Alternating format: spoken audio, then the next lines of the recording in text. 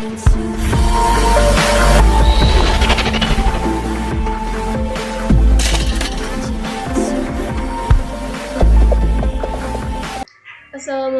warahmatullahi wabarakatuh. Shalom, perkenalkan nama saya Nufita Pangala dengan NIM 2204411515. Di sini saya akan menjelaskan cara kerja sistem pakar. Namun sebelum itu kita harus tahu apa yang dimaksud dengan pakar atau ahli pakar. Nah, pakar atau ahli ialah seorang yang telah menguasai suatu bidang ataupun teknik tertentu dengan sangat baik sehingga ia dapat memberikan respon terpercaya atas teknik maupun sebuah bidang tertentu. Contohnya seperti ahli mesin, arsitek, dokter, olahragawan, atau atlet dan lain sebagainya.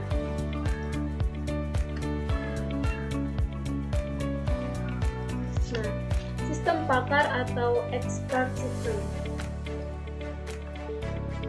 Sistem pakar adalah suatu program komputer yang mengandung pengetahuan dari suatu atau lebih pakar manusia mengetahui suatu bidang spesifik sehingga dapat digunakan untuk konsultasi. Program jenis ini pertama kali dikembangkan oleh Preset kecerdasan buatan pada tahun 1960-an dan 1970-an dan diterapkan secara komersial selama 1980-an.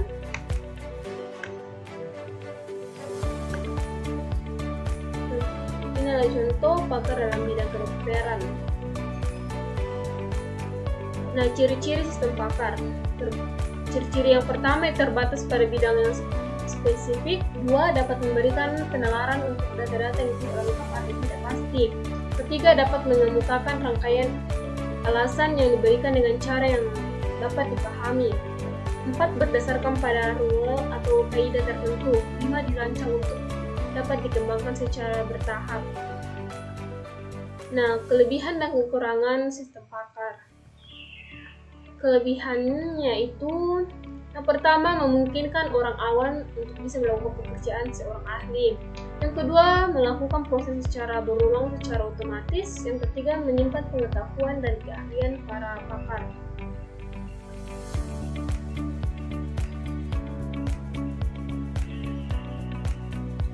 Kekurangan dari sistem pakar yang pertama itu yang biaya yang diperlukan untuk membuat teknologi. Harganya relatif mahal karena diperlukan banyak data. Yang kedua yaitu dibutuhkan admin khusus yang selalu memperbarui pengetahuan pada sistem pakar sesuai perkembangan di bidang keahliannya. Yang ketiga yaitu pengembangan perangkat lunak sistem pakar lebih sulit dibanding perangkat lunak konvensional. Nah, perbandingan antara pakar dengan sistem pakar. Pada tabel tersebut dapat kita lihat perbandingan antara pakar dengan sistem pakar. Kalau pakar dia bekerja pada hari kerja. Kalau sistem pakar setiap saat. Pakar hanya terdiri pada letak tertentu saja karena kan manusia kalau ada yang di kota A dia tidak mungkin ada di kota B dalam waktu yang bersamaan, jadi banyak. Jadi hanya tertentu saja. Kalau sistem pakar dia bisa di mana saja karena bisa dibuktikan. Kemudian pakar itu tidak dapat digantikan. Nah, jadi kalau seorang tidak ada maka keamanannya tidak akan bisa digantikan oleh siapapun. Sedangkan kalau sistem pakar itu dapat digantikan. Nah, kalau misalkan pakar itu dapat habis karena seorang itu bisa saja dia telah tiada atau dia lupa ingatan, jadi ya ingatannya itu terjadi amnesia sehingga kemampuan pakarnya itu bisa habis. Sedangkan sistem pakar tidak, karena dia akan ditanam dalam sebuah program yang bisa diduplikat. Kemudian performansi dari seorang pakar itu variabel tergantung kepada suasana hatinya, yaitu kalau misalkan lagi senang hati pasti performansinya dan kecepatan itu akan melambung tinggi. Tapi kalau misalnya stres, maka dia bisa saja akan rendah. Sedangkan sistem pakar dia akan konsisten karena dia merupakan sebuah sistem program komputer. Kemudian biaya, kalau pakar itu cenderung tinggi ya, sedangkan sistem pakar itu terjangkau. Karena misalkan lagi sebelah program yang bisa di copy paste, sehingga biayanya itu bisa terjangkau. Nah, ada banyak sekali keuntungan jika kita menggunakan sistem pakar.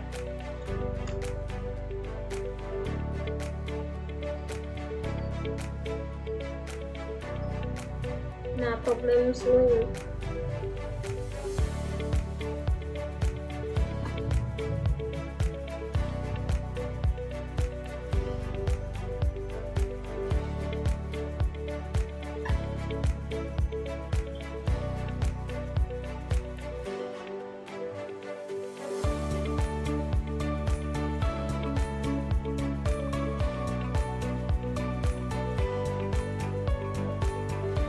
Nah, human expert.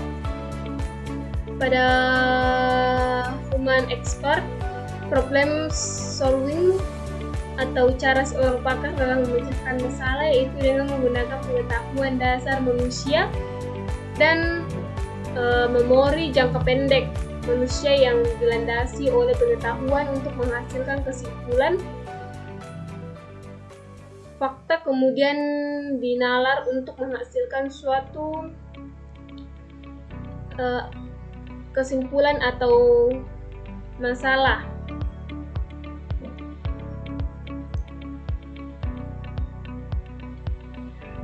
Yang kedua yaitu expert system, di mana pengguna atau user memasukkan data yang ingin mereka cari atau konsultasikan melalui media, program atau user interface. Nah, user interface kemudian meneruskan ke interface again yang akan mencocokkan masalah dan fakta-fakta yang ada pada knowledge base. Setelah menyelesaikan masalah dan mendapatkan sebuah kesimpulan, interface again mengembalikannya lagi kepada user interface sebagai hasil dari pencariannya. Nah, untuk metode yang digunakan sistem pakar terbagi menjadi dua, yaitu forward chaining dan backward chaining. Nah, forward chaining yaitu fakta-fakta kemudian ke konklusinya atau hasil akhir. Sedangkan back chaining adalah kebalikan, yaitu dari kesimpulan atau hasil akhir diurutkan ke fakta-fakta. Nah, metode sistem pakar.